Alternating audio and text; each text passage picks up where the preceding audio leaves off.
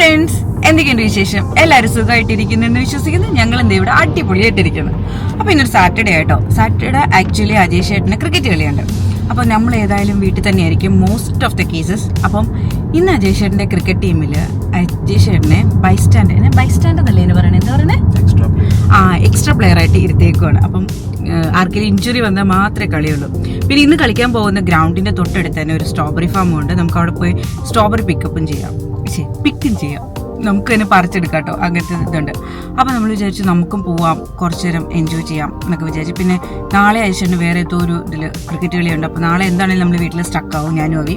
അപ്പോൾ ഞങ്ങൾ വിചാരിച്ചു ഇന്ന് പോയേക്കാം എന്നത്. അവി അവിടെ തൊപ്പിയൊക്കെ വെച്ച് സ്ട്രോബെറി പറിക്കാൻ വേണ്ടി പോകാൻ വേണ്ടി റെഡി ആയിട്ടിരിപ്പുണ്ട്. അപ്പം നമുക്ക് തുടങ്ങിയാലോ. അപ്പം welcome to my YouTube channel തൊടുപുഴക്കാരി.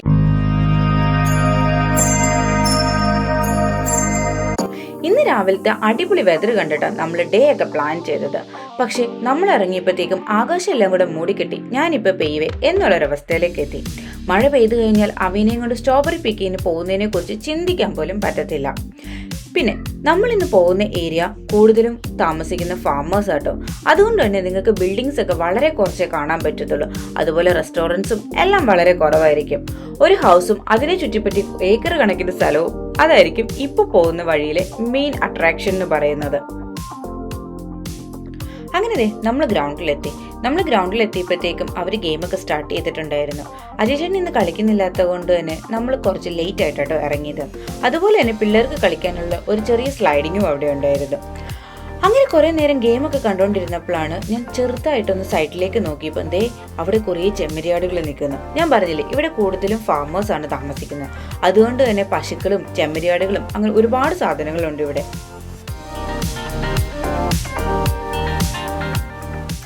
അങ്ങനെ കുറച്ചു നേരം ഗെയിമെല്ലാം കണ്ടു കഴിഞ്ഞ് നമ്മൾ അവിടുന്ന് പയ്യെ ഇറങ്ങി നേരെ പോകുന്നത് സ്ട്രോബെറി ഫാം ഹൗസിലേക്കാണ്. ഈ നേരെ കാണുന്നത് ഗോതമ്പിന്റെ കൃഷിയാണ്. ഇവിടെ കൂടുതലും ഇവര് ഗോതമ്പ്, ചോളം, കടുക് ഇങ്ങനെയുള്ള സാധനങ്ങളൊക്കെയാണ് കൃഷി ചെയ്യുന്നത്. ഇത് കാണുമ്പോൾ എനിക്ക് ഓർമ്മ വന്നത് നമ്മുടെ നാട്ടിലെ നെൽപ്പാടങ്ങളൊക്കെ ആട്ടോ. അങ്ങനെ കാറൊക്കെ പാർക്ക് ചെയ്ത് ഞങ്ങൾ പയ്യതെ എന്താ പറയുക സ്ട്രോബെറി പറിക്കാൻ വേണ്ടി പോകാൻ തുടങ്ങി. പിന്നെ ഈ സൈഡിൽ കാണുന്ന എടുത്താട്ടോ നമ്മൾ സ്ട്രോബെറി പറിച്ചുകൊണ്ട് വന്നു കഴിയുമ്പോൾ തൂക്കുന്നതും പൈസ കൊടുക്കുന്നതും ഒക്കെ.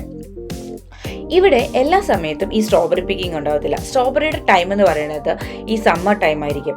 ആ സമയത്ത് ഒരു പർട്ടിക്കുലർ ടൈം പീരീഡിൽ മാത്രമേ ഇവർ ഈ ഫാമൊക്കെ ഓപ്പൺ ആക്കി വെക്കത്തുള്ളൂ കേട്ടോ. ഇന്ന് വന്നു കഴിഞ്ഞപ്പോൾ നല്ല തിരക്കുണ്ടായിരുന്നു. ഞാൻ ലാസ്റ്റ് 2 പ്രാവശ്യം വന്നപ്പോഴും, അതായത് ലാസ്റ്റ് 2 സമ്മറിൽ വന്നപ്പോഴും ഇത്രയും തിരക്ക് ഞാൻ ഇന്നേ വരെ കണ്ടിട്ടില്ല. ഇത് ജസ്റ്റ് ഓപ്പൺ ആയിട്ടേ ഉണ്ടായിരുന്നുള്ളൂ. അതുകൊണ്ടാണ് തോന്നുന്നു ഇന്ന് ഇത്രയും തിരക്ക്. അപ്പോൾ ഇതാട്ടോ നമ്മൾ പറഞ്ഞ സ്ട്രോബെറി ഫാമാണ്.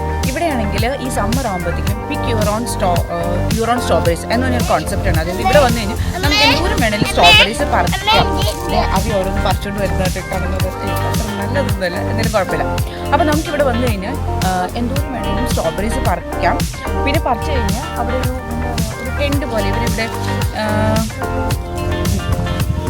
ഇവരിവിടെ വന്ന് അവിടെ ഒരു വെയിറ്റ് ചെയ്യുന്നത് സ്ഥലമുണ്ട്.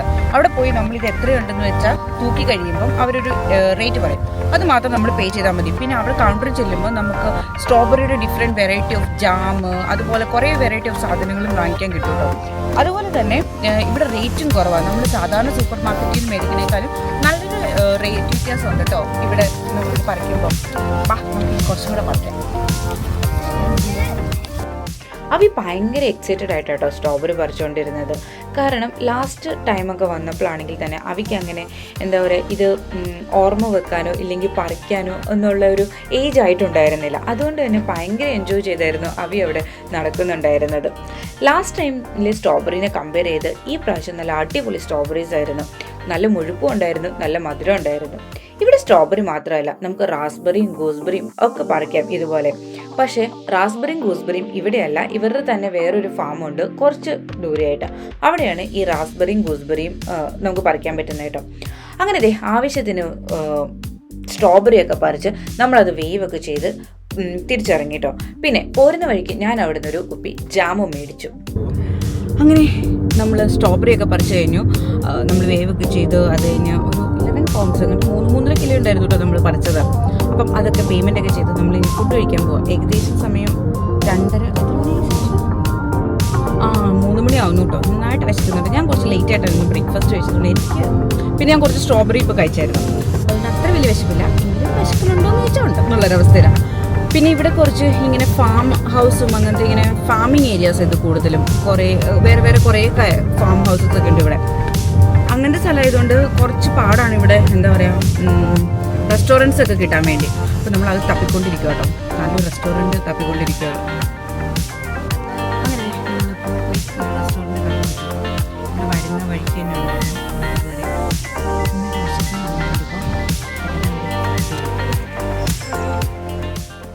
അങ്ങനെ ഈ കാണുന്നതാണ് റെസ്റ്റോറൻറ്റ്. ഇവിടെ നമുക്ക് അകത്തിരുന്നും വെളിയിലിരുന്നും ഫുഡ് കഴിക്കാൻ പറ്റും. നമ്മൾ വെളിയിലിരിക്കാനാട്ടോ ചൂസ് ചെയ്ത്. കാരണം ഇവിടുത്തെ വ്യൂവും അതുപോലത്തെ ക്ലൈമറ്റും എല്ലാം ഒരു രക്ഷയുണ്ടായിരുന്നില്ല. കാരണം നമ്മുടെ ഫ്രണ്ടിൽ കാണുന്നത് ഒരു ചെറിയൊരു ലേക്ക്, ഇല്ലെങ്കിൽ എന്താ പറയുക ഒരു തടാകം എന്നൊക്കെ പറയുന്ന ഒരു രീതിയിലായിരുന്നു കേട്ടോ. അവിടെ ഇഷ്ടംപോലെ ബോട്ട്സും ഉണ്ടായിരുന്നു. ഈ ബോട്ട്സ് നമുക്ക് ഒരു ദിവസത്തേക്ക് വേണ്ടി ഹയർ ചെയ്യാം.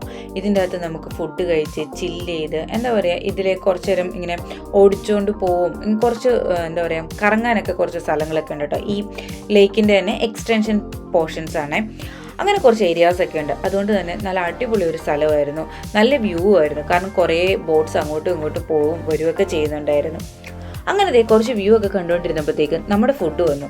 അവിക്കും അജീഷേട്ടനും ഓരോ ബർഗറും, പിന്നെ എൻ്റെ ലസാങ്കു അങ്ങനെ എന്തോ ഒരു സാധനമായിരുന്നു കേട്ടോ. പക്ഷെ നല്ല അടിപൊളി ഒരു സാധനമായിരുന്നു. കുറേ ദിവസമായിട്ട് ഞാൻ എന്താ പറയുക ഇങ്ങനെ ചീസൊക്കെ കൂടി ഒരു ഫുഡ് കഴിക്കണം എന്നിങ്ങനെ ആലോചിച്ചിരിക്കുമ്പോഴായിരുന്നു ഇങ്ങനൊരു സാധനം കിട്ടിയത്. നല്ല അടിപൊളി നല്ല സൂപ്പർ ഫുഡും ആയിരുന്നു കേട്ടോ. അങ്ങനെ ഫുഡെല്ലാം കഴിഞ്ഞ് നമ്മൾ പയ്യെ ഇതിൻ്റെ എന്താ പറയുക ഈ ലേക്കിൻ്റെ സൈഡിൽ കൂടെ നമുക്ക് വാക്കിംഗ് ഏരിയ ഉണ്ട്. നമുക്ക് പയ്യെ ഒന്ന് വാക്കിംഗ് ചെയ്യാൻ പോകാൻ വേണ്ടി നമ്മൾ ഇറങ്ങിയതാണ്. നല്ല രസമുണ്ടായിരുന്നു. പിന്നെ എന്താ പറയുക ആകാശവും ഈ വെള്ളത്തിൻ്റെ ഇതും കൂടെ ഏകദേശം ഒരു മോർജാവുന്ന പോലെ ഒരു രക്ഷയില്ലാത്ത സീൻ. അങ്ങനെ ലേക്കിൻ്റെ അതിൽ നടന്നുകൊണ്ടിരുന്നപ്പോഴത്തേക്ക് മഴ പെയ്യാൻ തുടങ്ങി കേട്ടോ. അപ്പോൾ ഞങ്ങൾ വിചാരിച്ചു തിരിച്ചു പോവാം. ഒരുപാടങ്ങ് മഴ പെയ്യാൻ തുടങ്ങിയപ്പോൾ തിരിച്ചു വരാനും പാടാം. പിന്നെ അവിയുണ്ടല്ലോ കൂടെ. അപ്പം നമ്മളിനി തിരിച്ചു പോവാം കേട്ടോ വീട്ടിലേക്ക്. അങ്ങനെ പരിപാടിയെല്ലാം കഴിഞ്ഞ് ഞങ്ങളിതേ വീട്ടിലെത്തി കേട്ടോ. ശരിക്കും ടയേർഡായിപ്പോയി. ശരിക്കും എൻ്റെ ടയർഡെന്ന് വെച്ചാൽ ഫുഡ് കഴിച്ചതും എല്ലാം കൂടെ വയറ് നല്ല വീർത്തിരിക്കുകയാണ്. നന്നായിട്ട് ഉറക്കവും വരുന്നുണ്ട്. പിന്നെ എന്താ പറയുക ഒരു വലിയ കാര്യങ്ങളൊന്നും ചെയ്തില്ല, പക്ഷെ ഭയങ്കരമായിട്ട് ടയേർഡ് പോലെ ഫീൽ ചെയ്തു. പോയി കിടന്നു കുറച്ച് നേരം കിടക്കണം. അപ്പം കറക്കെല്ലാം കഴിഞ്ഞ് നമ്മൾ വീട്ടിലെത്തി കഴിഞ്ഞപ്പോൾ ഞാൻ വിചാരിച്ചു ആദ്യം തന്നെ സ്ട്രോബെറി എല്ലാം എടുത്ത് വെച്ചേക്കാന്ന്. കാരണം ഇത് ഇനിയും ചൂടടിച്ചിരുന്നിട്ടുണ്ടെങ്കിൽ ഇത് ചീത്തയാവാൻ തുടങ്ങും കേട്ടോ. കാരണം ഇതിൻ്റെ അകത്ത് നല്ല പഴുത്തതും പിന്നെ കുറച്ച് പഴുപ്പ് കുറഞ്ഞതും ഒക്കെ ഉണ്ട് കേട്ടോ. ഞാൻ എപ്പോഴും പറിക്കുമ്പം കുറച്ച് ഇന്ന് നാളെയൊക്കെ ഉപയോഗിക്കാൻ പറ്റുന്ന രീതിയിലുള്ളതും പിന്നെ അത് കഴിഞ്ഞിട്ട് ഉപയോഗിക്കാൻ പറ്റുന്ന രീതിയിൽ അങ്ങനെ 2-3 ഡിഫറെൻറ്റ് വെറൈറ്റി നോക്കിയിട്ടാണ് എപ്പോഴും ഞാൻ പറിക്കുന്നത്. കാരണം ഫസ്റ്റ് ടൈം നമ്മളിവിടെ വന്ന് പറിക്കാൻ പോയപ്പോൾ ഞാൻ ആദ്യം പറിച്ചുകൊണ്ട് വന്നപ്പോൾ എല്ലാം പഴുത്തായിരുന്നു. നമുക്ക് 2 ദിവസം മാക്സിമം അത് ഉപയോഗിക്കാൻ പറ്റത്തുള്ളൂ. പിന്നെ അതിങ്ങനെ എന്താ പറയുക ഇരുന്ന് ഇങ്ങനെ അലുത്തലുത്ത് പോകാൻ തുടങ്ങും കേട്ടോ. മീൻസ് ചീഞ്ഞ് പോകാൻ തുടങ്ങും നോർമലി പറഞ്ഞിട്ടുണ്ടല്ലോ. അപ്പം ഞാൻ എപ്പോഴും പോകുമ്പം നല്ലത് കുറച്ച് പറിക്കും, ഇന്ന് നാളെ ഉപയോഗിക്കാൻ നല്ല പഴുത്തത് കുറച്ച് പറിക്കും, പിന്നെ അല്ലാത്ത പഴുപ്പ് കുറഞ്ഞതും ഞാൻ പറിക്കാറുണ്ട്. അപ്പം നമുക്ക് കുറച്ചധികം ദിവസത്തേക്ക് ഇത് ഉപയോഗിക്കാൻ പറ്റും. അപ്പം ഞാൻ ഇതെല്ലാം സെപ്പറേറ്റ് ചെയ്ത് എടുത്ത് വെക്കട്ടെ. അപ്പം ഞാൻ ഈ വീഡിയോ ഇവിടെ വെച്ച് നിർത്താൻ പോവുകയാണ്. അപ്പം ഇനി പുതിയൊരു വീഡിയോ ആയിട്ട് കാണുന്നവരെ ടാറ്റാ.